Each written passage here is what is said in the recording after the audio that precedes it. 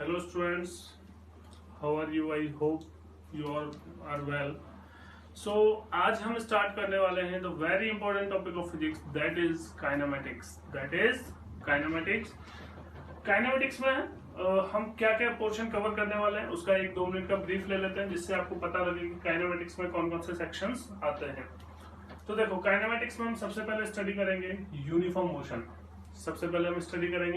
Motion. उसके बाद हम नॉन यूनिफॉर्म मोशन स्टडी करेंगे। ठीक है, ये नॉन यूनिफॉर्म मोशन जो है ये लगभग 2 आवर्स के आसपास का होगा। Then we will start motion under gravity, motion of particle under gravity. इसका बेसिक जो है वो 9th स्टैंडर्ड में आपने पढ़ रखा होगा। ठीक है, इसके बाद हम पढ़ेंगे ग्राफिकल एनालिसिस। ठीक है, जैसे एक्सटी ग्राफ क्या होता है, वीटी ग्राफ क्या होता है, एटी ग्राफ क्या होता है। ठीक है, ये सारी चीजें हम इसमें कवर करने वाले हैं। इसके बाद है प्रोजेक्टाइल मोशन। ठीक है, projectile motion that is also a non uniform motion under the influence of constant acceleration. That is also non uniform motion under the influence of constant acceleration. That constant acceleration is gravitational acceleration. Then after we will cover relative motion. ठीक है, ये सारे concepts cover करने के बाद इन सारे concepts के जो भी क्वेश्चन प्रीवियस ईयर नीट में आए हुए हैं वो कवर करेंगे हम। उसके बाद एक लास्ट लेक्चर होगा जेई में आए हुए क्वेश्चंस का। ठीक है, तो इतने कॉन्सेप्ट समझने के बाद ये सारे क्वेश्चंस आप भी सॉल्व करने के लायक हो जाओगे, कोई टेंशन वाली बात नहीं है। अब देखो, अगर टोटल देखा जाए तो that will be a series of lectures. तो फर्स्ट लेक्चर जो होगा that will B of uniform motion. Second lecture जो होगा वो 2 पार्ट में आएगा, non uniform motion and non uniform motion part 1 and non uniform motion part 2। तो 1 + 2 + 2 + 2 + 2 + 2 1 and 1, so that becomes total 13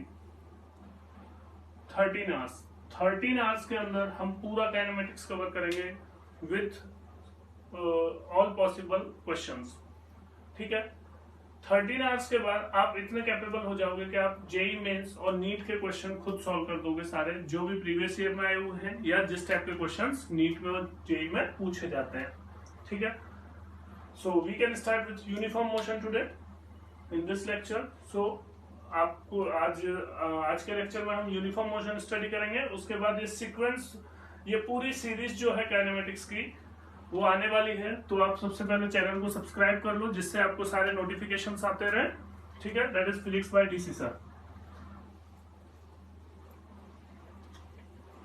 ठीक है, so we are going to start uniform motion today. So uniform motion की अगर हम बात करें तो सबसे पहले हम बात कर लेते हैं मोशन की। मोशन क्या होता है भाई? ठीक है, मोशन क्या होता है? Motion is change in position with respect to time। change in position with respect to time is called motion। motion क्या होता है? change in position of a particle with respect to time is called motion। ठीक है, किसी भी particle की position अगर time के विद रिस्पेक्ट चेंज होती है तो उसको हम क्या बोलते हैं? Moving object. अगर किसी बॉडी की पोजीशन टाइम के अकॉर्डिंग चेंज नहीं होती तो that state of body is called rest. ठीक है, अच्छा अब एक बार ब्रीफ ले लेते हैं थोड़ा सा। मोशन होता क्या है? देखो, मोशन जो है वो 2 टाइप का होता है। ठीक है, ये 9th क्लास में पढ़ के आए होंगे। That is of uniform motion. ठीक है, यूनिफॉर्म मोशन कौन सा मोशन होता है? जिसके अंदर वेलोसिटी जो है वो कांस्टेंट रहती है। ठीक है, वेलोसिटी कांस्टेंट रहने का मतलब क्या है? वेलोसिटी जो है it is a vector quantity. तो वेलोसिटी का मैग्नीट्यूड एंड डायरेक्शन दोनों क्या रहती हैं? सेम। अगर कोई पार्टिकल इस तरह से मोशन में है कि उसकी वेलोसिटी का मैग्नीट्यूड और उसकी डायरेक्शन क्या रहे? सेम रहे, तो इस टाइप के मोशन को हम क्या बोलते हैं? Uniform motion. इसका मतलब ऐसा मोशन जिसके अंदर पार्टिकल का एक्सेलरेशन 0 होता है। ठीक है, एक्सेलरेशन, वेलोसिटी, ये सारे वर्ड्स आप 9th क्लास में पढ़ चुके हो। तो ऐसा मोशन जिसमें पार्टिकल का एक्सेलरेशन 0 होता है उसको हम बोलते हैं यूनिफॉर्म मोशन। ठीक है, नॉन यूनिफॉर्म मोशन क्या होगा? Non uniform motion is the motion of particle under the influence of an acceleration. ठीक है, under the influence of an acceleration. An acceleration किसकी वजह से आता है? फोर्स की वजह से। तो अगर हम कोई फोर्स अप्लाई करते हैं बॉडी पे तो वो उसको एक्सेलरेट करती है, और उस एक्सेलरेशन की वजह से वेलोसिटी इंक्रीज होती है या डिक्रीज होती है। ठीक है, अगर वेलोसिटी डिक्रीज होती है तो acceleration is considered negative. Acceleration is considered negative, उसको हम रिटार्डेशन भी बोलते हैं। तो नॉन यूनिफॉर्म मोशन में क्या आ गया कि अगर वेलोसिटी जो है वो वेरिएबल है, वेलोसिटी जो है वो वेरिएबल हो सकती है, मतलब मैग्नीट्यूड चेंज हो सकता है, वेलोसिटी का मैग्नीट्यूड चेंज हो सकता है। ठीक है, डायरेक्शन चेंज हो सकती है, या दोनों चेंज हो सकते हैं। अगर किसी पार्टिकल की वेलोसिटी का मैग्नीट्यूड चेंज हो रहा है, या डायरेक्शन चेंज हो रही है, या दोनों चेंज हो रहे हैं, तो उसको हम क्या बोलते हैं? Non uniform motion. ठीक है, नॉन यूनिफॉर्म मोशन के क्वेश्चंस आपने किए होंगे, 9th स्टैंडर्ड में आपने सॉल्व किया होगा। तो 9th स्टैंडर्ड में आपने जो क्वेश्चन सॉल्व किए होंगे वो क्वेश्चन सॉल्व किए होंगे question based on the equations of motion. तो इक्वेशंस ऑफ मोशन 3 आपने पढ़ी होंगी 9th क्लास में। कौन कौन सी पढ़ी थी? v is equal to u plus a t, ठीक है, s is equal to u t plus half a t square, and v square is equal to u square plus 2s। ये तीनों equation आपने 9th स्टैंडर्ड में पढ़ी थी। ठीक है, तो इनके लिए हमें एक चीज याद रखनी है कि ये तीनों इक्वेशन जो हैं ये जब भी वैलिड है जब एक्सेलरेशन कैसा हो? एक्सेलरेशन अगर कांस्टेंट है, whether it will be positive या नेगेटिव, वो कुछ भी हो सकता है। लेकिन अगर एक्सेलरेशन कांस्टेंट है, in that case these equations are valid. ठीक है, these equations are valid only in the case of constant acceleration. ठीक है, तो इतना आप 9th क्लास में पढ़ के आए हो। अगर एक्सेलरेशन वेरिएबल होगा तो हम कैलकुलस मेथड से करेंगे। अगर एक्सेलरेशन वेरिएबल होगा तो क्वेश्चंस किससे होंगे? कैलकुलस मेथड से होंगे। वो हम नॉन यूनिफॉर्म वाले लेक्चर में उसको डिस्कस करने वाले हैं। ठीक है, इसमें एक चीज याद रखनी है, ये फाइनल वेलोसिटी है, ये इनिशियल वेलोसिटी, ये एक्सेलरेशन है, ये डिस्प्लेसमेंट है। ठीक है, ये हमें याद रखना है। ये वेक्टर फॉर्म में मैंने लिख दी। तो एक्सेलरेशन जो है वो कांस्टेंट होगा जब इन इक्वेशंस को हम अप्लाई कर सकते हैं। और यहाँ s क्या होगा? s will be the displacement, s will be the displacement. ठीक है, चलो ये तो एक बेसिक इंट्रोडक्शन हो गया मोशन का। अब हम स्टार्ट करते हैं बिल्कुल जीरो से, मतलब जिसने बिल्कुल 9th में कुछ नहीं पढ़ रखा उसको भी सब समझ में आना चाहिए। सबसे पहले हम बात करते हैं पोजीशन ऑफ पार्टिकल। सबसे पहले, क्योंकि मैंने क्या लिखा, मोशन का मतलब क्या है? Change in position with respect to time. तो पोजीशन वेक्टर वो हम वेक्टर में पढ़ चुके हैं। Position of a particle, position of a particle क्या होती है भाई? पोजीशन जो है किसी भी पार्टिकल की, अगर आपको पोजीशन लिखनी है तो उसके लिए आपको एक कोऑर्डिनेट सिस्टम चाहिए होगा। ठीक है, कोऑर्डिनेट सिस्टम के अंदर, कोऑर्डिनेट सिस्टम आप 10th क्लास में पढ़ के आते हो। कोऑर्डिनेट सिस्टम के अंदर एक ओरिजिन होगा। ठीक है, उस ओरिजिन के विद रिस्पेक्ट हम हमेशा डिफाइन करते हैं कि पार्टिकल की पोजीशन कहाँ है। ठीक है, अगर ये ओरिजिन नहीं होगा तो हम बता ही नहीं सकते पार्टिकल कहाँ है। जैसे मान लो कि ये पार्टिकल की पोजीशन है 3,2, पार्टिकल कोई ए पार्टिकल है वो यहाँ पे है। ठीक है, तो अगर मुझे इसका पोजीशन वेक्टर लिखना है, या मैं ये कहूं कि अगर मुझे इस पार्टिकल की पोजीशन के बारे में लिखना है तो मैं इस पार्टिकल की पोजीशन कैसे लिखूंगा? इस पार्टिकल की पोजीशन होगी ओ ए वेक्टर मतलब ओरिजिन से a, this vector is equal to 3i cap plus 2j cap. ठीक है, 3i cap plus 2j cap. अब देखो ये मैंने वेक्टर फॉर्म में लिखा है। अगर आपको वेक्टर समझ में नहीं आता तो उसके लिए आपको मेरा वेक्टर का एक वीडियो लेक्चर देखना पड़ेगा। ठीक है, vector in one shot. So this position is 3i cap plus 2j cap. ठीक है, अगर इस पार्टिकल की पोजीशन चेंज होती है, ये पार्टिकल यहां से यहां पहुंच जाता है। ठीक है, ये पार्टिकल अगर यहां से यहां पहुंच जाता है तो इसको हम मोशन बोलते हैं। अगर कोई पार्टिकल अपनी पोजीशन चेंज करता है विद रिस्पेक्ट टू टाइम तो उसको हम क्या बोलते हैं? मोशन। उसको हम क्या बोलते हैं? Motion. So this is about the position of particle. ठीक है, हाँ, ये याद रखना है कि जो पोजीशन है वो हमेशा एक कोऑर्डिनेट सिस्टम के अकॉर्डिंग लिखी जाती है किसी भी पार्टिकल की, ठीक है। किसी भी पार्टिकल की अगर आपको पोजीशन लिखनी है तो आपके पास ओरिजिन होना चाहिए, और ओरिजिन आप कहीं भी ले सकते हो, that depends on the observer, ठीक है। जो भी मोशन को ऑब्जर्व कर रहा है वो अपने अकॉर्डिंग कोऑर्डिनेट सिस्टम ले सकता है। चलो, ये तो पोजीशन की बात हो गई। अब हम बात करते हैं डिस्टेंस की। भाई डिस्टेंस क्या होता है और डिस्प्लेसमेंट क्या होता है, ये भी आप 9th क्लास में पढ़ के आए हो, लेकिन एक बार फिर भी हम देख लेते हैं। Distance and displacement, distance and displacement, ठीक है, दोनों को एक साथ देख लेते हैं। डिस्टेंस क्या होता है? It is length of path, it is length of path, ठीक है। दो पॉइंट्स के बीच में हम जिस पाथ को सेलेक्ट करेंगे उस पर डिपेंड करेगी कि पार्टिकल ने कितना डिस्टेंस कवर किया। जैसे अगर हमारे पास दो पॉइंट है ए और बी, दो पॉइंट है ए और बी, तो ए से बी जाने के इनफाइनाइट नंबर ऑफ पाथ्स हो सकते हैं। कितने पाथ्स हो सकते हैं? Infinite number of path. ऐसे जा सकता है, ऐसे जा सकता है, ऐसे जा सकता है, पार्टिकल कैसे भी जा सकता है। टोटल नंबर ऑफ पाथ कितने हो सकते हैं? इनफाइनाइट। तो फॉर डिफरेंट पाथ, ठीक है, for different path distance will be different, distance will be different, ठीक है। ये चीज याद रखेंगे कि दो फिक्स पॉइंट के बीच में टोटल नंबर ऑफ पाथ जो है वो इनफाइनाइट हो सकते हैं, and for different path distance will be different. अगर हम इस पाथ से जाएंगे तो डिस्टेंस अलग होगी, इस पाथ से जाएंगे तो डिस्टेंस अलग होगी, इस पाथ से जाएंगे तो डिस्टेंस अलग होगी। अच्छा, डिस्टेंस की यूनिट क्या होती है? पहली चीज, ये स्केलर क्वांटिटी है, ठीक है, इट्स अ स्केलर क्वांटिटी, ठीक है। इसकी यूनिट क्या होती है? इसकी यूनिट होती है मीटर, ठीक है। Metre is the SI unit of distance. अच्छा, डिस्प्लेसमेंट क्या होता है भाई? डिस्प्लेसमेंट होता है शॉर्टेस्ट डिस्टेंस। डिस्प्लेसमेंट क्या होता है? देखो, इसमें क्या था? लेंथ ऑफ पाथ, ठीक है, it is length of path, ठीक है।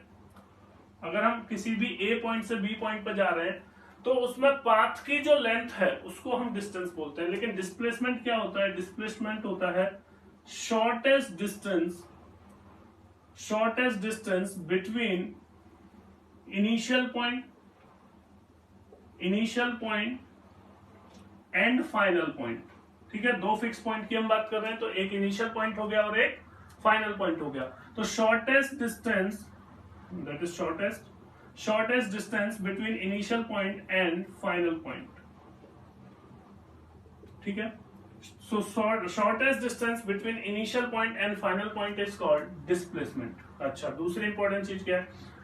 इसका मतलब है कि if you are having two fix point A and B, तो आप चाहे इस पाथ से जाओ, चाहे आप इस पाथ से जाओ, आप किसी भी पाथ से जाओ, लेकिन shortest distance between two fix point जो है वो एक ही होगी, और ये होगी ये वाली, ठीक है। शॉर्टेस्ट डिस्टेंस हमेशा क्या होती है? एक ही होती है। इसीलिए डिस्प्लेसमेंट जो है हम लिख सकते हैं ओनली वन शॉर्टेस्ट पाथ, ठीक है। ओनली वन शॉर्टेस्ट पाथ होता है, इसीलिए जो डिस्प्लेसमेंट है it is a vector quantity, ठीक है। It is a vector quantity. क्यों? क्योंकि शॉर्टेस्ट पाथ जो है वो सिर्फ एक हो सकता है। अगर हम यूनिट की बात करें तो इसकी यूनिट भी क्या होती है? मीटर होती है, ठीक है। मीटर जो है दैट इज एसआई यूनिट, ठीक है, that is SI unit of displacement. अच्छा, अब डिस्टेंस और डिस्प्लेसमेंट में कुछ रिलेशन है क्या? यस। डिस्टेंस जो है वो कभी भी डिस्प्लेसमेंट से ज्यादा नहीं, सॉरी, डिस्प्लेसमेंट जो है वो कभी भी डिस्टेंस से ज्यादा नहीं हो सकता। अगर पार्टिकल स्ट्रेट लाइन में जा रहा है, वो अपनी डायरेक्शन चेंज नहीं कर रहा, तो इन दैट केस डिस्टेंस और डिस्प्लेसमेंट क्या हो सकते हैं? इक्वल हो सकते हैं। इन दैट केस डिस्टेंस और डिस्प्लेसमेंट क्या हो सकते हैं? डिस्टेंस एंड डिस्प्लेसमेंट क्या हो सकते हैं? इक्वल हो सकते हैं। लेकिन अगर पार्टिकल किसी दूसरे पाथ से जा रहा है तो in that case distance will be greater than displacement. तो यहां हम लिख लेते हैं सबसे पहला star point, that is distance is always greater than equal to displacement, ठीक है। डिस्टेंस जो है वो या तो डिस्प्लेसमेंट से बड़ी होगी या उसके इक्वल होगी, ठीक है। डिस्टेंस कभी भी डिस्प्लेसमेंट से छोटी नहीं हो सकती। एक और चीज इसमें हमें लिखनी है, डिस्टेंस जो है वो कभी भी नेगेटिव नहीं हो सकती, कैन नॉट बी नेगेटिव, ठीक है, that can not be negative. अगर पार्टिकल रेस्ट कंडीशन में है तो डिस्टेंस 0 होगी, अगर पार्टिकल मूविंग कंडीशन में है तो डिस्टेंस पॉजिटिव होगी, लेकिन डिस्टेंस कभी भी नेगेटिव नहीं हो सकती। What about displacement? Displacement can be 0, displacement can be negative and also that can be positive. क्यों? क्योंकि डिस्प्लेसमेंट जो है वो वेक्टर क्वांटिटी है। डिस्प्लेसमेंट जो है वो कैसी क्वांटिटी है? वेक्टर। तो डिस्प्लेसमेंट 0 कब हो सकता है? अगर पार्टिकल रेस्ट कंडीशन में है तो डिस्प्लेसमेंट क्या होगा? 0 होगा। अच्छा, दूसरा केस कौन सा हो सकता है जिसमें डिस्प्लेसमेंट 0 होगा? अगर मान लो मैं 10 मीटर आगे गया, ठीक है, उसके बाद मैं 10 मीटर पीछे आ गया, तो मेरा फाइनल पॉइंट और इनिशियल पॉइंट एक ही हो गया। मैंने जो मोशन परफॉर्म किया उसके लिए मेरा फाइनल पॉइंट और इनिशियल पॉइंट एक हो गया। तो final point minus initial point distance, final point और इनिशियल पॉइंट के बीच में डिस्टेंस कितनी हो गई? 0। तो in that case displacement can be 0। अच्छा, डिस्प्लेसमेंट पॉजिटिव कब होगा? मान लो मैं आगे 10 मीटर गया और रुक गया, तो इनिशियल पॉइंट के विद रिस्पेक्ट मेरा डिस्प्लेसमेंट कितना है? 10 मीटर। अच्छा, ये नेगेटिव कब हो सकता है?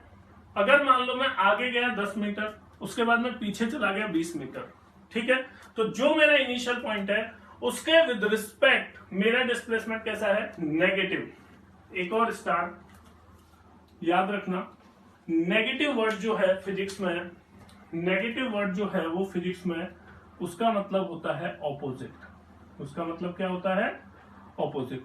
इसका मतलब अगर मैं फॉरवर्ड डायरेक्शन को पॉजिटिव कंसीडर कर रहा हूं तो बाय डिफॉल्ट बैकवर्ड डायरेक्शन क्या होगी? नेगेटिव होगी। अगर मैं अपवर्ड डायरेक्शन को पॉजिटिव कंसीडर कर रहा हूं तो डाउनवर्ड डायरेक्शन कैसी हो जाएगी? नेगेटिव हो जाएगी। तो नेगेटिव का मतलब फिजिक्स में क्या होता है? ऑपोजिट। डिस्प्लेसमेंट नेगेटिव है, इसका मतलब यह है कि अगर मान लो मैं फॉरवर्ड जा रहा हूं, ठीक है, डिस्प्लेसमेंट मेरा नेगेटिव है, ये क्या शो करता है कि मेरा जो मेरा रिजल्टेंट डिस्प्लेसमेंट है वो बैकवर्ड डायरेक्शन में है, ठीक है। अगर हम वर्टिकल मोशन की बात करें, अगर डिस्प्लेसमेंट नेगेटिव है तो इसका मतलब है जिस पॉइंट से मोशन स्टार्ट हुआ उस पॉइंट के विद रिस्पेक्ट, क्योंकि जहां से मोशन स्टार्ट होता है वो हमारा क्या होता है? रेफरेंस पॉइंट होता है। जिस पॉइंट से मोशन स्टार्ट होता है वो हमारा क्या होता है? रेफरेंस पॉइंट, ठीक है। उसी को हम क्या बोलते हैं? ओरिजिन। तो अगर कोई पार्टिकल ओरिजिन से डाउनवर्ड गया तो उसको हम क्या बोलते हैं? नेगेटिव डिस्प्लेसमेंट, ठीक है। ये मतलब होता है पॉजिटिव डिस्प्लेसमेंट और नेगेटिव डिस्प्लेसमेंट का, ठीक है बेटा। चलो, अब छोटे छोटे एक दो क्वेश्चन देख लेते हैं जो डिस्टेंस और डिस्प्लेसमेंट का आपका जो डाउट है उसको क्लियर कर देंगे। सबसे पहला क्वेश्चन, अगर मान लो कोई पार्टिकल मोशन स्टार्ट करता है यहां से, देखो मैं जहां से भी पार्टिकल मोशन स्टार्ट करेगा मैं उसको क्या मानूंगा? ओरिजिन। पार्टिकल मोशन स्टार्ट करता है यहां से, ठीक है, ऐसे 8 मीटर आगे गया, ठीक है, उसके बाद वो 4 मीटर इधर आ गया, उसके बाद वो 4 मीटर इधर आ गया, ठीक है। पहले पार्टिकल इधर गया, फिर इधर गया, फिर इधर आ गया, फिर वो 1 मीटर इधर चला गया, 1 मीटर इधर चला गया। ये ओरिजिन है, ये फाइनल पोजीशन है। अगर मुझे कैलकुलेट करना है कि पार्टिकल ने कितनी डिस्टेंस कवर की, पार्टिकल ने कितनी डिस्टेंस कवर की, तो डिस्टेंस क्या होता है? Length of path. डिस्टेंस क्या होता है? Length of path. 8 + 4 + 4 + 1 कितना आया? 17 मीटर। कितना आया? 17 मीटर। अच्छा, डिस्प्लेसमेंट फाइंड करना है। क्या फाइंड करना है? डिस्प्लेसमेंट। तो डिस्प्लेसमेंट क्या होता है? डेफिनेशन से सोचो, डिस्प्लेसमेंट क्या होता है? Shortest distance between initial point and final point. तो इनिशियल पॉइंट और फाइनल पॉइंट के बीच में शॉर्टेस्ट डिस्टेंस क्या है? That is the shortest distance. That is the shortest distance. अब चाहो तो इस शॉर्टेस्ट डिस्टेंस को ज्योमेट्रिकली कैलकुलेट कर सकते हो। आप चाहो तो इस शॉर्टेस्ट डिस्टेंस को कैसे कैलकुलेट कर सकते हो, ज्योमेट्रिकली। कैसे कैलकुलेट करेंगे ज्योमेट्रिकली, देखो ये कितना है 4, ये कितना है 1, तो ये कितना होगा 3, ये कितना होगा 3, ये O है, इसको A दे देते हैं नाम, ये 8 है, ये 4 है, तो ये बचा हुआ भी कितना होगा 4, ये बचा हुआ कितना होगा 4, 4 जो है वो ये है। तो क्या आप डिस्प्लेसमेंट कैलकुलेट कर सकते हो, yes you can calculate displacement. Displacement क्या होता है, shortest distance between initial point and final point. तो शॉर्टेस्ट डिस्टेंस कितनी होगी 5, शॉर्टेस्ट डिस्टेंस कितनी होगी 5 मीटर, ठीक है, दैट इज योर डिस्प्लेसमेंट, ठीक है। अब आप कहो सर डिस्प्लेसमेंट तो वेक्टर क्वांटिटी है, आपने तो जो कैलकुलेट किया उसमें आई कैप जे कैप नहीं है, ये मैंने जो लिखा है ये मैग्नीट्यूड लिखा है। अगर आपको वेक्टर फॉर्म में कैलकुलेट करना है तो जो भी पार्टिकल का मोशन है वो आपको वेक्टर में लिखना पड़ेगा। जैसे अगर मुझे डिस्प्लेसमेंट लिखना है तो मैं कैसे लिखूंगा, displacement r vector is equal to, particle का पहले डिस्प्लेसमेंट कितना हुआ, पहले पार्टिकल कितना मूव गया 8 मीटर, किस डायरेक्शन में, अलोंग एक्स एक्सिस, तो मैं इसको लिखूंगा 8 आई कैप, ठीक है। उसके बाद पार्टिकल ने कहा मूव किया 4 metre along minus y axis, तो इसको मैं लिखूंगा -4 जे कैप, ठीक है। उसके बाद पार्टिकल का मोशन है 4 metre along minus x axis, तो मैं इसको लिखूंगा -4 आई कैप, क्या लिखूंगा मैं इसको -4 आई कैप। अच्छा, उसके बाद ये वाई डायरेक्शन में जा रहा है पार्टिकल कितना 1, तो मैं इसको लिखूंगा प्लस जे कैप। देखो इसीलिए मैंने आपसे कहा था कि अगर वेक्टर आपको नहीं आता है तो मेरा वेक्टर वाला वीडियो आपको देखना पड़ेगा। तो डिस्प्लेसमेंट वेक्टर क्या आ गया 8 आई कैप माइनस 4 आई कैप, 4 आई कैप माइनस 4 जे कैप प्लस जे कैप, कितना हो गया 3 जे कैप। ये है मेरा डिस्प्लेसमेंट वेक्टर, ये क्या है डिस्प्लेसमेंट वेक्टर। तो डिस्प्लेसमेंट वेक्टर है, इसका अगर मुझे मैग्नीट्यूड कैलकुलेट करना है तो मैं इसका मैग्नीट्यूड कैलकुलेट कर सकता हूं। मैग्नीट्यूड किसी भी वेक्टर का कैसे कैलकुलेट करते हैं, √4 square plus 9 that will be 5 metre, ठीक है। मेरे हिसाब से आपको क्लियर हुआ होगा कि डिस्प्लेसमेंट वेक्टर क्या है, डिस्प्लेसमेंट वेक्टर का मैग्नीट्यूड क्या है, डिस्टेंस क्या है, ठीक है। Next question,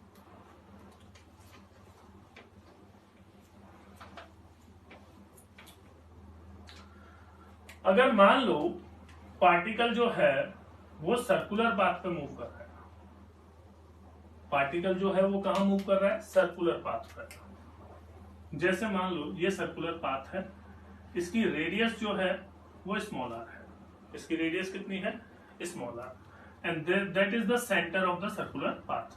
particle is moving from A to B, B point is diametrically opposite point, ठीक है।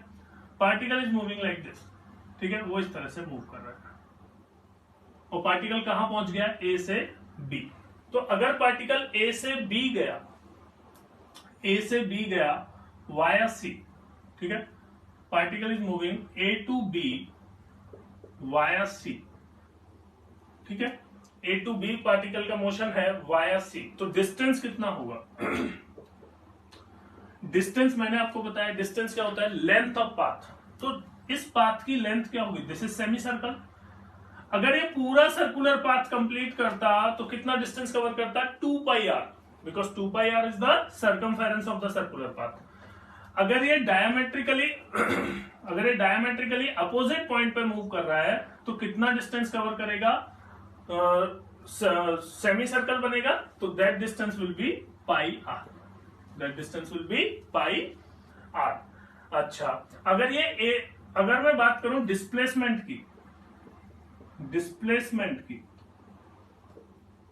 अगर मैं बात करता हूं डिस्प्लेसमेंट की, तो डिस्प्लेसमेंट क्या होता है, shortest distance between initial point and final point. This is the initial point and this is the final point. तो what will be the shortest distance, what will be the shortest distance from A to B, that shortest distance is 2r, that shortest distance is 2r।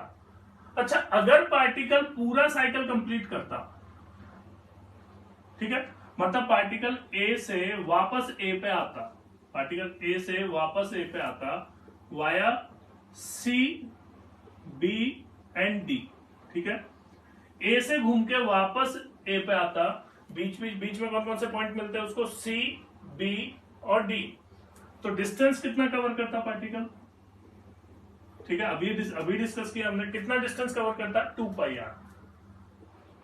अच्छा, ये तो distance हो गया। कितना displacement cover करेगा, कितना displacement cover करेगा particle, कितना डिस्प्लेसमेंट कवर करेगा, डिस्प्लेसमेंट विल बी 0। क्यों? क्योंकि पार्टिकल यहीं से चला और घूम के वापस सेम पॉइंट पर आ गया। तो जब इनिशियल पॉइंट और फाइनल पॉइंट सेम हो जाएगा तो डिस्प्लेसमेंट कितना होगा, 0। डिस्प्लेसमेंट कितना हो जाएगा, 0। ठीक है, चलो एक और क्वेश्चन देख लेते हैं।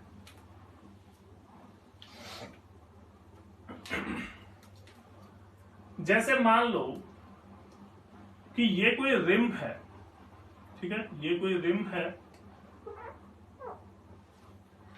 इस रिम का ये कांटेक्ट पॉइंट है P, ठीक है, इस रिम की रेडियस जो है वो R है और इसका कांटेक्ट पॉइंट है P। P is the contact point of this rim, ठीक है, और वी कैन से और this ring, and that is moving on the smooth surface, ठीक है, that is moving on the smooth surface.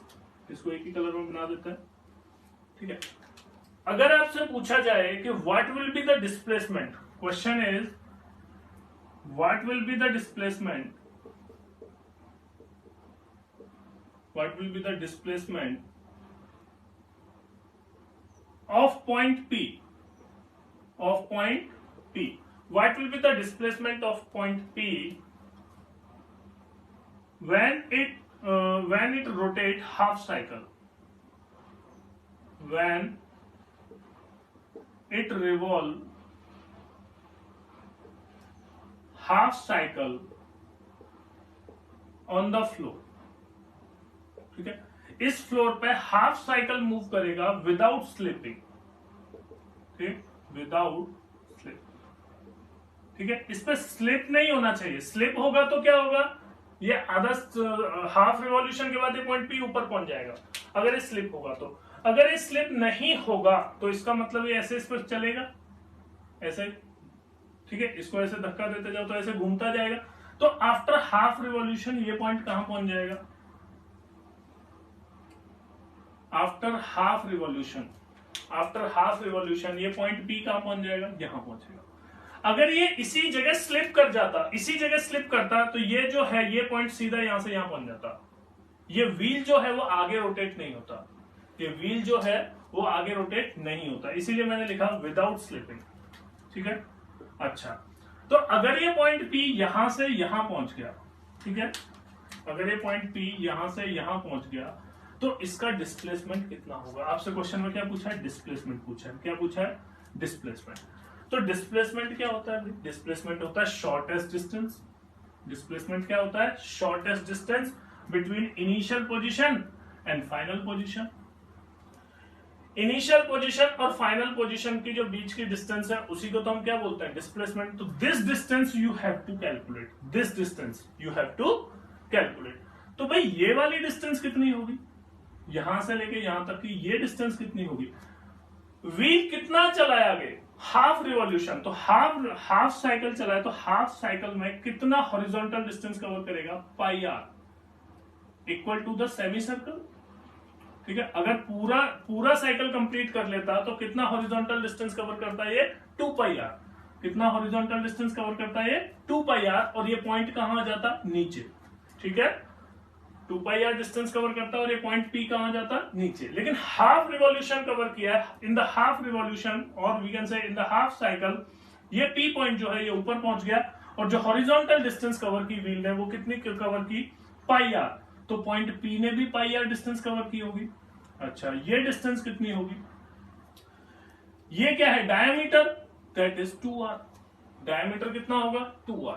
तो अगर मुझे ये कैलकुलेट करना है कि ये डिस्टेंस कितना है, तो अब तो आपको समझ आ गया होगा कि अगर हॉरिजॉन्टल डिस्टेंस पाई आर है और वर्टिकल डिस्टेंस 2r है, तो ये डिस्टेंस तो हम कैलकुलेट कर सकते हैं बाय पाइथागोरस थ्योरम। कैसे कैलकुलेट करेंगे, सो डिस्प्लेसमेंट इज, मैं क्या कैलकुलेट कर रहा हूं, मैग्नीट्यूड ऑफ डिस्प्लेसमेंट। क्या कैलकुलेट कर रहा हूं मैं, मैग्नीट्यूड ऑफ डिस्प्लेसमेंट का मतलब होता है शॉर्टेस्ट डिस्टेंस कैलकुलेट कर दो विदाउट एनी डायरेक्शन, उसको बोलता है magnitude of displacement. That will be equal to under root pi r square plus 2r square, ठीक है, that is equal to under root of pi r square 2r square. तो ये कितना आ जाएगा r under root pi square plus 4। So that will be the correct answer, ठीक है। चलो एक क्वेश्चन और देख लेते हैं। चलो एक और क्वेश्चन देख लेते हैं बेटा हम फटाफट से। क्वेश्चन नंबर 4, अगर मान लो आपको क्वेश्चन में ऐसा दे रखा है कि this is your coordinate system, ठीक है, दिस इज योर ओरिजिन। कोई अगर पार्टिकल पहले ए पॉइंट पे था, कोई पार्टिकल पहले ए पॉइंट पे था, ए पॉइंट के कोऑर्डिनेट क्या है 2,4, ठीक है। उसके बाद पार्टिकल ए से बी पहुंच गया, बी पॉइंट के कोऑर्डिनेट क्या है, बी पॉइंट के कोऑर्डिनेट है 4,1, ठीक है, दीज आर द कोऑर्डिनेट्स। तो मतलब पहले पार्टिकल यहां था, अभी पार्टिकल यहां है, ठीक है। अगर मैं आपसे कहूं कि भाई डिस्प्लेसमेंट कैलकुलेट करो, तो डिस्प्लेसमेंट का अगर आपको मैग्नीट्यूड कैलकुलेट करना है तो बहुत आसान है, आपको डिस्टेंस फॉर्मूला आता है, आप उससे कर सकते हो।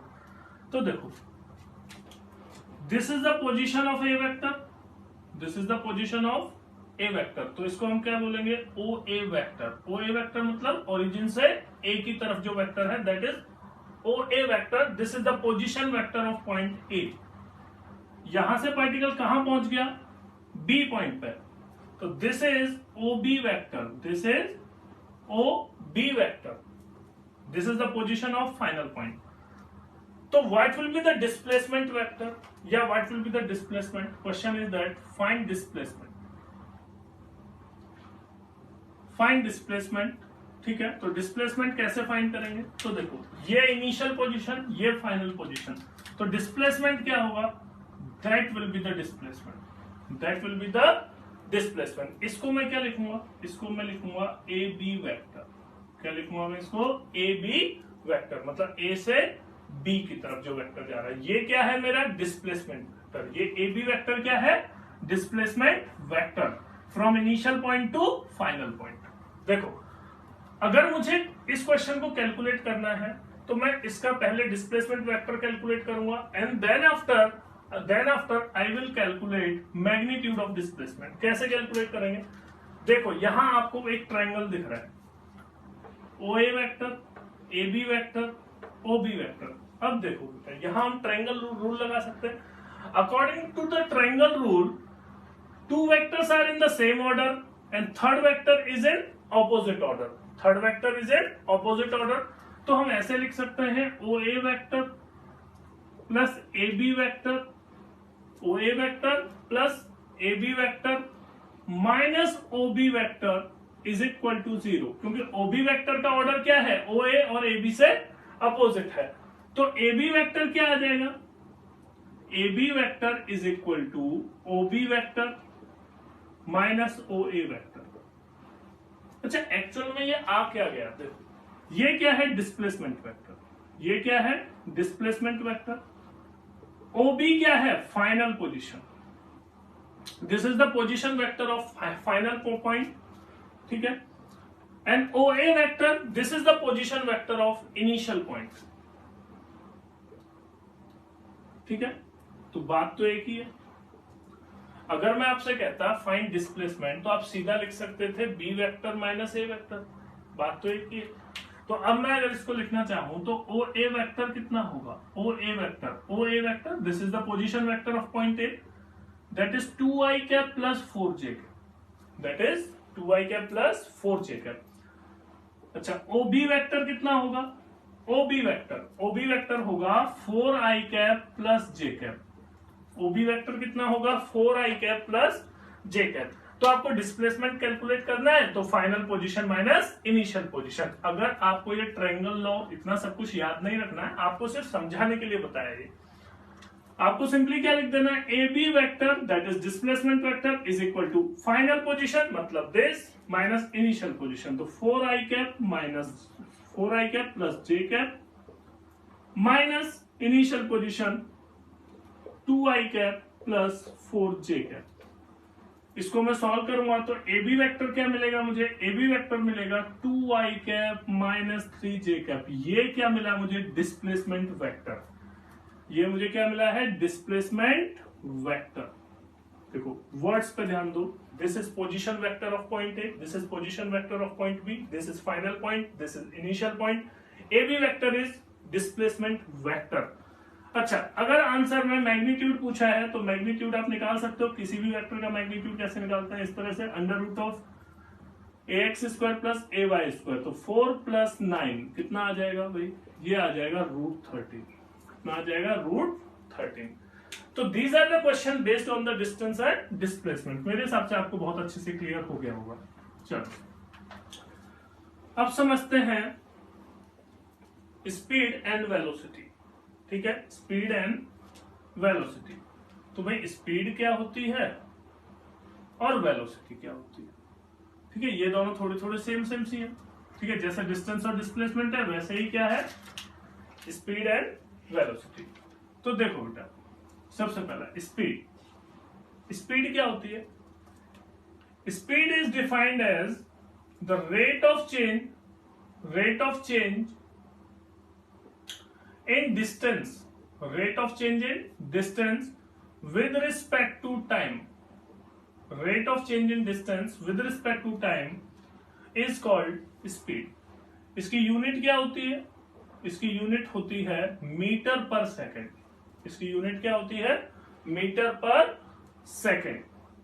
अच्छा, दूसरी इंपॉर्टेंट चीज क्या है, it is a scalar quantity. It is a scalar quantity. अब स्केलर क्यों है, क्योंकि this is defines change in distance. Distance कैसी फिजिकल क्वांटिटी थी, स्केलर, तो स्पीड भी कैसी फिजिकल क्वांटिटी है, स्केलर। वेलोसिटी को देख लेते हैं। भाई वेलोसिटी क्या है, that is rate of change of displacement. ठीक है, displacement with respect to time. ठीक है, rate of change in displacement या rate of change of displacement with respect to time is called velocity. इसकी यूनिट भी क्या होगी, इसकी यूनिट क्या होगी, मीटर पर सेकंड। इसकी यूनिट भी क्या होगी, मीटर पर सेकंड। लेकिन it is a vector quantity. It is a vector quantity. ठीक है, इसीलिए आपको काइनेमेटिक्स से पहले वेक्टर पढ़ाया था, क्योंकि वेक्टर आपकी डिस्प्लेसमेंट वेक्टर है, वेलोसिटी वेक्टर है, एक्सेलरेशन वेक्टर है, मोमेंटम वेक्टर है, फोर्स वेक्टर है। इतने सारे वेक्टर आएंगे तो आपको वेक्टर की नॉलेज होनी चाहिए। It is a vector quantity. अब स्पीड कौन कौन सी कैलकुलेट करने के लिए आती है क्वेश्चंस में, पहली आती है यूनिफॉर्म स्पीड। यूनिफॉर्म स्पीड मैं कंपैरेटिवली क्यों पढ़ाता हूं, जिससे कि आपको पता लगे कि दोनों में फर्क क्या है। देखो यूनिफॉर्म स्पीड क्या होती है, यूनिफॉर्म स्पीड होती है if change in distance is constant in equal interval of time, that is called uniform speed. इसका सीधा सा मतलब है कि अगर स्पीड जो है वो कांस्टेंट हो। स्पीड क्या होती है, change in distance with respect to time. मतलब in equal interval of time distance travelled by the particle is same, then this is called uniform speed. देखो डेफिनेशन में ज्यादा नहीं लिखूंगा, 9th क्लास में आप पढ़ के आए। इसका फॉर्मूला क्या होता है, इसका फॉर्मूला होता है डिस्टेंस अपॉन टाइम। क्या फॉर्मूला होता है इसका, डिस्टेंस अपॉन टाइम। ठीक है, मैं लिख देता हूं सीधा S/T। ठीक है, ये तो हो गई बात यूनिफॉर्म स्पीड की। अच्छा, और कौन सी स्पीड होती है, और एक होती है एवरेज स्पीड, एक होती है एवरेज स्पीड। तो भाई एवरेज स्पीड क्या होती है, एवरेज स्पीड होती है total distance upon total time. Average speed क्या होती है, total distance upon total time. इसके बाद एक और स्पीड होती है, कौन सी होती है, इंस्टेंटेनियस स्पीड। इंस्टेंटेनियस स्पीड मतलब speed of a particle at any instant. Speed of a particle at any instant. ये हम कैसे कैलकुलेट करते हैं, v is equal to ds by dt। ये किससे हम कैलकुलेट करते हैं, by differentiating by differentiating distance with respect to time. ठीक है, इससे हमें क्या मिलेगी? Instantaneous speed. अच्छा, तो एक बार वेलोसिटी में भी देख लेते हैं। वेलोसिटी में क्या, देखो यहां हमने जो भी कैलकुलेट किया है, यूनिफॉर्म स्पीड कैलकुलेट की, एवरेज स्पीड कैलकुलेट की, इंस्टेंटेनियस स्पीड कैलकुलेट की। स्पीड कैसी क्वांटिटी है? वेक्टर। वेलोसिटी में क्या ऐड हो जाएगा? सिर्फ डायरेक्शन। चलो ऐड करते हैं।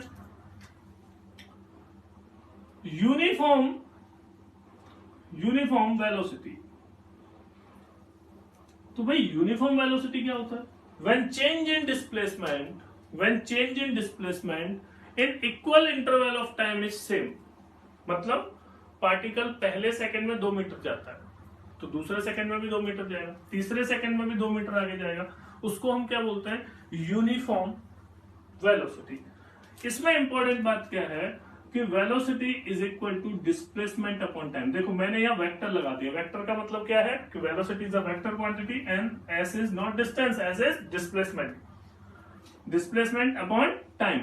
तो देखो यूनिफॉर्म वेलोसिटी में क्या है कि वेलोसिटी जो है वो कांस्टेंट होती है। अब देखो यहाँ पे स्पीड कांस्टेंट थी, तो स्पीड का मतलब क्या है? मैग्नीट्यूड। स्पीड स्केलर है तो उसमें सिर्फ क्या होता है? मैग्नीट्यूड। लेकिन अगर वेलोसिटी कांस्टेंट है तो उसकी डायरेक्शन और उसका मैग्नीट्यूड दोनों सेम रहना चाहिए। ठीक है, बोथ क्या क्या कांस्टेंट रहना चाहिए? Both magnitude and direction.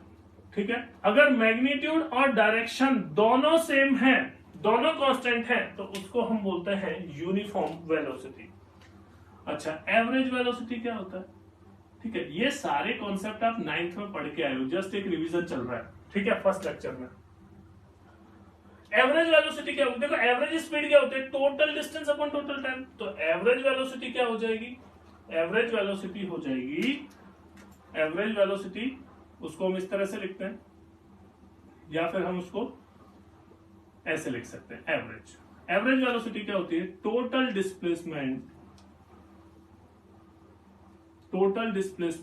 Upon total time. Total displacement upon total time. अब टोटल डिस्प्लेसमेंट क्या होता है? Final position minus initial position.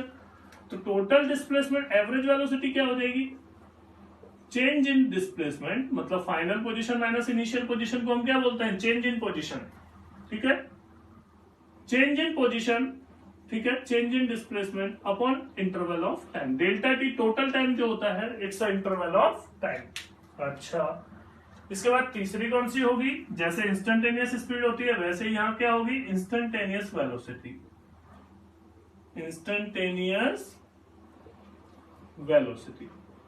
तो भाई जैसे इंस्टेंटेनियस स्पीड क्या होती थी? Differentiation of distance with respect to time. वैसे ही इंस्टेंटेनियस वेलोसिटी क्या होती है? इंस्टेंटेनियस वेलोसिटी क्या होती है? v vector is equal to ds by dt। क्या होती है? ds by dt। अब यहां v वेक्टर वेलोसिटी है और ये क्या है? डिस्प्लेसमेंट है। ये क्या है? डिस्प्लेसमेंट है। इंस्टेंटेनियस वेलोसिटी का मतलब है velocity of a particle at a particular instant. ठीक है, यहां तक आपको समझ में आया होगा। एक दो छोटे पॉइंट्स और बताने हैं मुझे जो कॉन्सेप्चुअली इंपॉर्टेंट है। देखो, अगर हम इंस्टेंटेनियस वेलोसिटी की बात करें तो इंस्टेंटेनियस वेलोसिटी में 2 चीजें होती है। डायरेक्शन, हम अभी किसकी बात करने लग रहे हैं? इंस्टेंटेनियस वेलोसिटी की। इंस्टेंटेनियस वेलोसिटी जो है तो velocity at a particular instant, लेकिन वेलोसिटी है इसका मतलब वेक्टर है, वेक्टर है इसका मतलब मैग्नीट्यूड भी होगा और डायरेक्शन भी होगी। तो इंस्टेंटेनियस वेलोसिटी की जो डायरेक्शन है, इसकी सबसे पहली इंपॉर्टेंट चीज है डायरेक्शन। तो इंस्टेंटेनियस वेलोसिटी की जो डायरेक्शन है that is given by the tangent, given by the tangent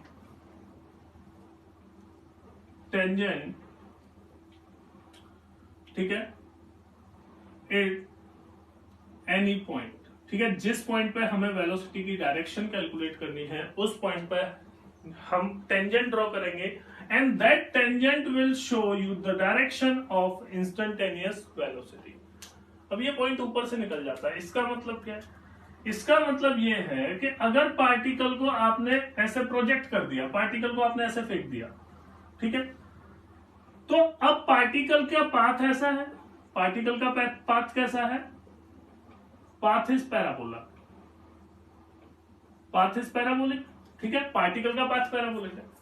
अब इसके हर पॉइंट पे वेलोसिटी की डायरेक्शन क्या होगी, अलग होगी। जैसे देखो, अगर मान लो मुझे देखो इंस्टेंटेनियस वेलोसिटी का मैग्नीट्यूड कैलकुलेट करना है, वो अलग चीज है, वो मैग्नीट्यूड को हम बाद में डिस्कस करेंगे, अभी हम सिर्फ डायरेक्शन डिस्कस कर रहे हैं।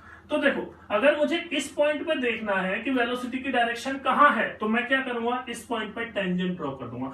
This tangent shows the direction of instantaneous velocity. अगर मुझे इस पॉइंट पे देखना है कि वेलोसिटी की डायरेक्शन कहां है, तो मैं यहां टेंजेंट ड्रॉ कर दूंगा, ठीक है। अगर मुझे इस पॉइंट पे देखना है कि वेलोसिटी की डायरेक्शन क्या है, तो मैं उस पॉइंट पे टेंजेंट ड्रॉ कर दूंगा। तो this tangent will show the direction of instantaneous velocity, ठीक है। दूसरा इंपॉर्टेंट पॉइंट, ठीक है, इसको स्टार पॉइंट भी बोल सकते हैं, कि स्पीड जो है ये हमेशा ज्यादा होती है, sorry average speed, average speed जो है वो हमेशा बड़ी होती है या इक्वल होती है किसके, एवरेज वेलोसिटी, ठीक है। तो ये इंपॉर्टेंट पॉइंट याद रखेंगे हम। देखो, जैसे distance is always greater than equal to displacement, वैसे ही अब एक बात बताओ, डिस्टेंस या तो डिस्प्लेसमेंट के इक्वल होगी या डिस्प्लेसमेंट से ज्यादा होगी। तो डिस्टेंस अगर ज्यादा होगी तो एवरेज स्पीड भी बड़ी होगी, तो average speed is always greater than equal to average velocity. Next important point, instantaneous speed is equal to the magnitude of instantaneous velocity at each point of the particle, ठीक है। ये बात याद रखना, ये बहुत कॉन्सेप्चुअली है। मतलब अगर मैं बात कर रहा हूं कि पार्टिकल इस पॉइंट पे है, तो इस पॉइंट पे पार्टिकल की जो भी इंस्टेंटेनियस वेलोसिटी है, जो भी इंस्टेंटेनियस वेलोसिटी है, उसका मैग्नीट्यूड इंस्टेंटेनियस स्पीड के इक्वल होगा, ठीक है। ये स्टार पॉइंट है, इसको मैं लिख देता हूं,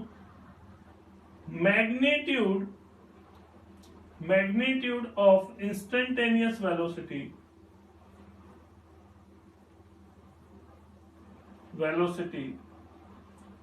is always equal to instantaneous speed. मतलब किसी पार्टिकल की इंस्टेंटेनियस स्पीड, मतलब इस पॉइंट पे जो स्पीड है और इस पॉइंट पे जो मैग्नीट्यूड ऑफ इंस्टेंटेनियस वेलोसिटी है, मैग्नीट्यूड ऑफ इंस्टेंटेनियस वेलोसिटी है, तो पार्टिकल का इस पॉइंट पे जो भी मैग्नीट्यूड है इंस्टेंटेनियस वेलोसिटी का मैग्नीट्यूड कैसे कैलकुलेट करेंगे, instantaneous velocity is equal to ds by dt, इसका जो भी आएगा उसका मैग्नीट्यूड कर देंगे, ठीक है। तो हमें क्या मिल जाएगा, this is the magnitude of instantaneous velocity,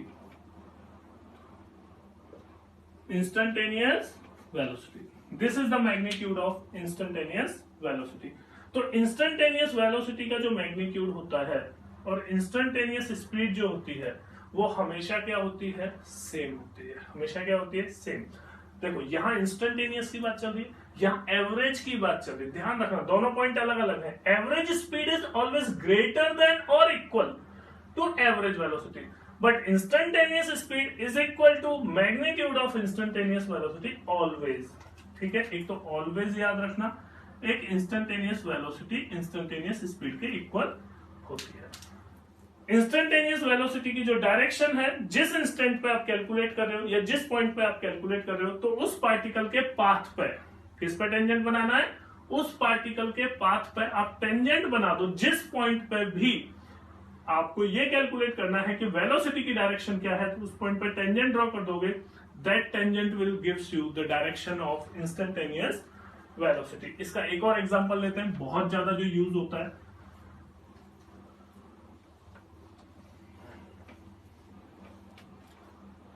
जैसे अगर मान लो कोई पार्टिकल सर्कुलर मोशन में है, अगर कोई पार्टिकल सर्कुलर मोशन में है, ऐसे घूम रहा है, ठीक है, अगर कोई पार्टिकल सर्कुलर मोशन में है, ऐसे घूम रहा है, इस डायरेक्शन को क्या बोलते हैं हम, एंटी क्लॉकवाइज। क्या बोलते हैं इस डायरेक्शन को हम, एंटी क्लॉकवाइज। तो देखो बेटा, स्पीड की मैं बात नहीं कर रहा, स्पीड का तो क्या होता है, डायरेक्शन होती नहीं है। डायरेक्शन किसमें होती है, सिर्फ वेलोसिटी में। अगर particle anti clockwise circular path पे घूम रहा है, मुझे इस पॉइंट पे देखना है कि इस पॉइंट पे वेलोसिटी की डायरेक्शन कितनी है, तो इस पॉइंट पे वेलोसिटी की डायरेक्शन ये होगी। अच्छा, मुझे चेक करना है इस पॉइंट पे वेलोसिटी की डायरेक्शन कहां है, तो मैं टेंजेंट ड्रॉ करूं। जो भी टेंजेंट होगा, this is the path of particle, तो पाथ ऑफ पार्टिकल के डायग्राम पर जो भी टेंजेंट आप ड्रॉ करोगे, that tangent will gives you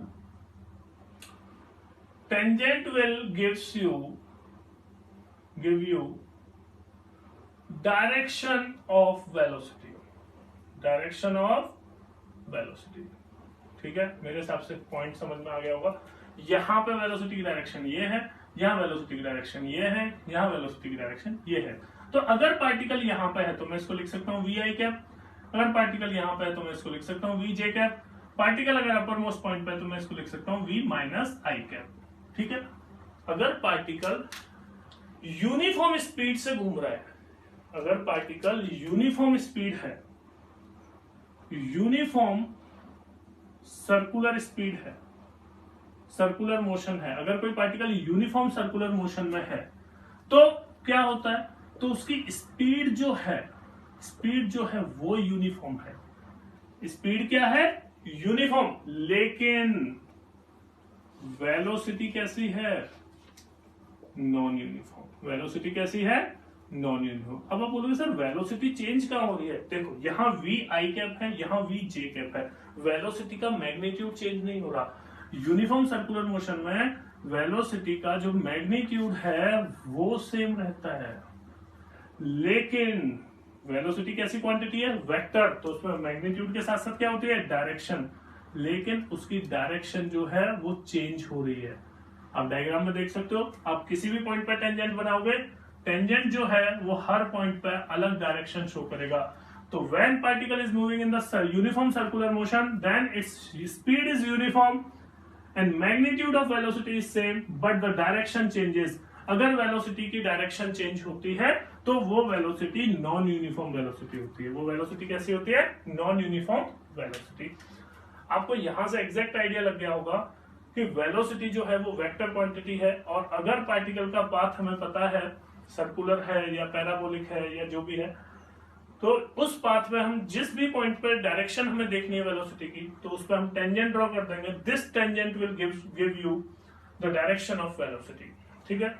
अगर यही जो है पार्टिकल, अगर ये क्लॉकवाइज होता, अगर ये पार्टिकल ऐसे घूम रहा होता क्लॉकवाइज, ठीक है, क्लॉकवाइज मतलब घड़ी की तरह टिक टिक टिक टिक टिक टिक ऐसे, अगर ये क्लॉकवाइज घूम रहा होता है ऐसे,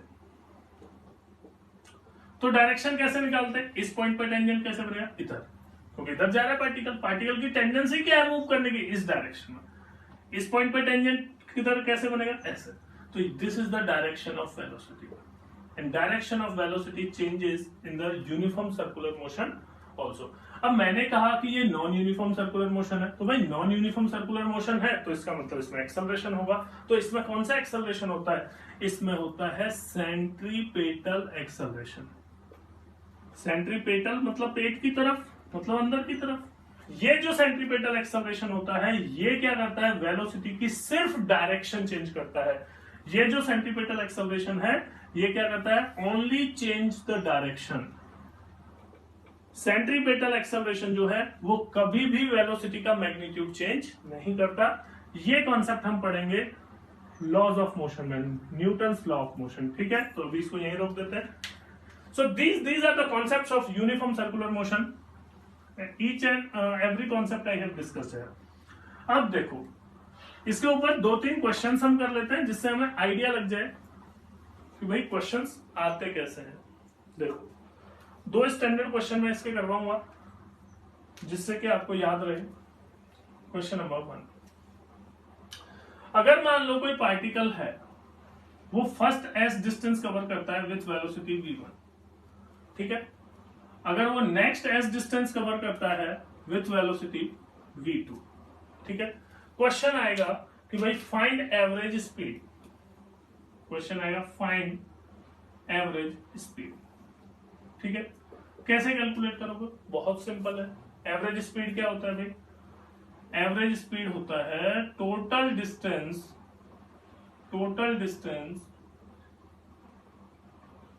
upon total time. Average speed का फॉर्मूला क्या है? Total distance upon total time. This is the formula for the average speed. तो टोटल डिस्टेंस कितना हो गया? 2s। टोटल टाइम कितना हो गया? t1 plus t2। Total time कितना हो गया? t1 plus t2। भाई यहां से यहां फर्स्ट एस डिस्टेंस के लिए टाइम t1 मान लो, दूसरी एस डिस्टेंस के लिए टाइम कितना मान लो? t2। तो टोटल टाइम कितना हो गया? t1 plus t2। तो एवरेज स्पीड क्या आएगी? एवरेज स्पीड आएगी 2s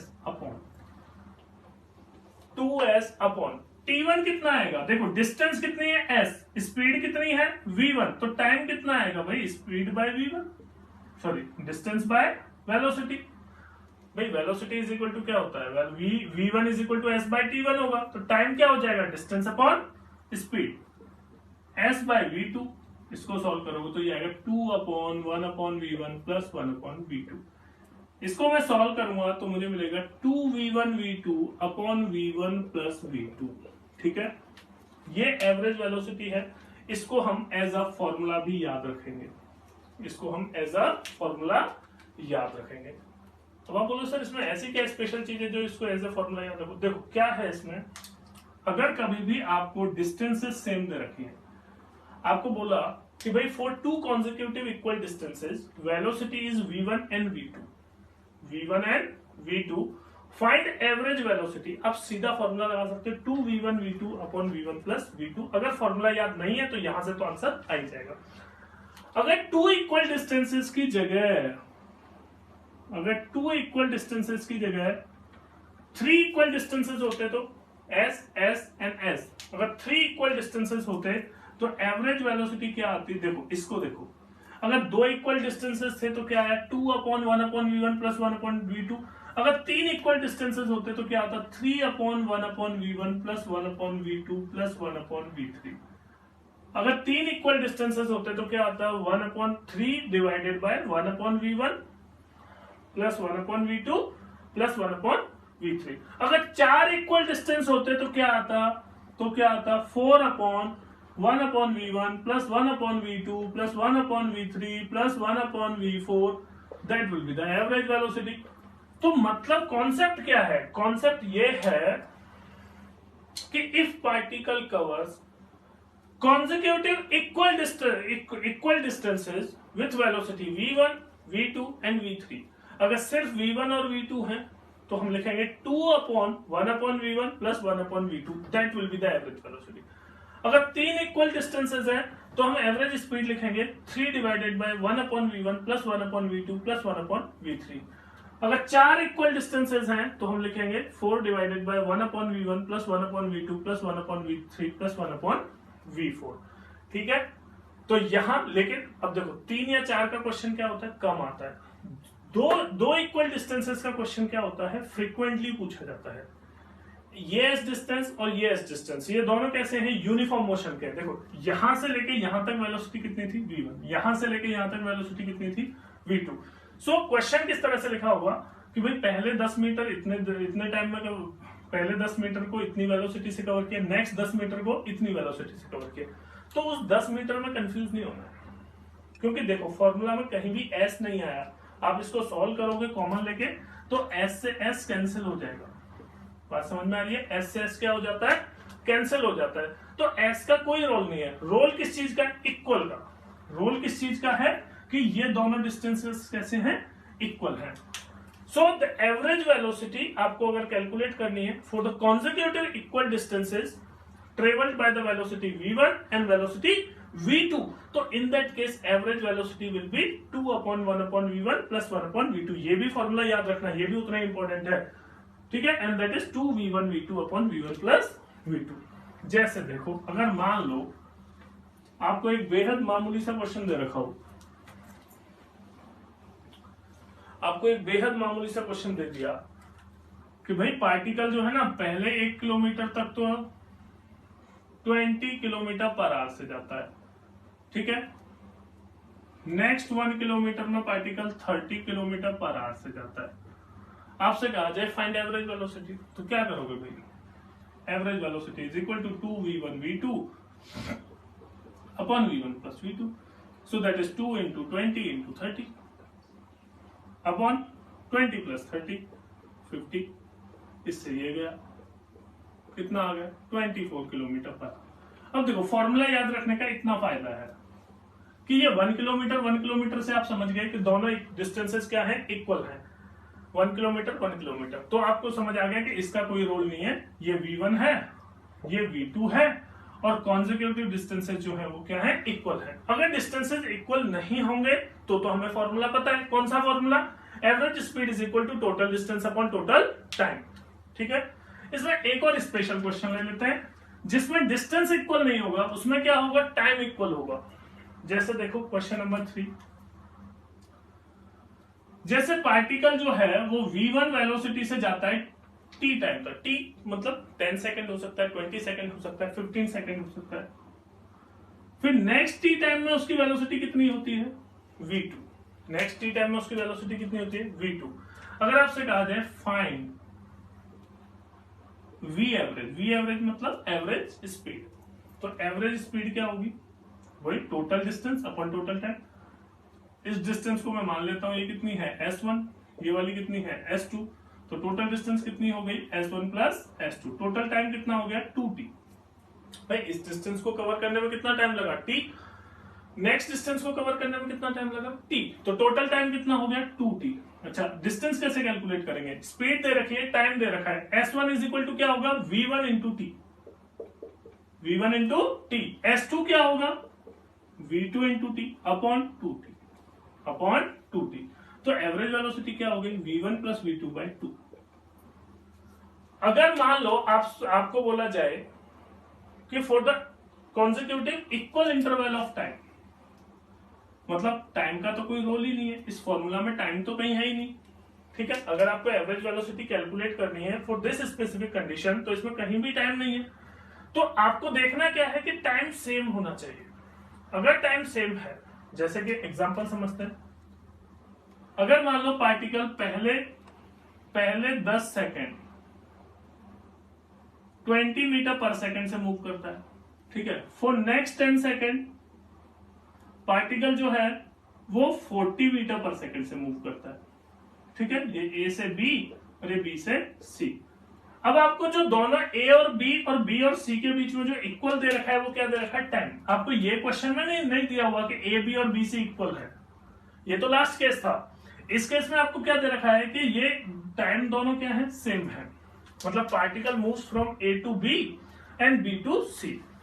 क्वेश्चन इस तरह से आता है, for first 10 second particle is in motion and for first 10 second its velocity is 20 and for next 10 second its velocity is 40 meter per second, so what will be the average speed। अगर आपको लग जाए कि uniform motion का question है और दोनों time interval same है, तो आपको सिंपल सा फॉर्मूला लगा देना है कि v average is equal to v1 plus v2 by 2, v1 plus v2 by 2, तो क्या हो जाएगा 20 प्लस 40 बाई 2।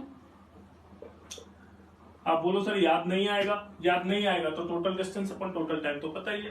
ठीक है, तो इसका मतलब ये वाला फॉर्मूला भी हमें याद रखना है।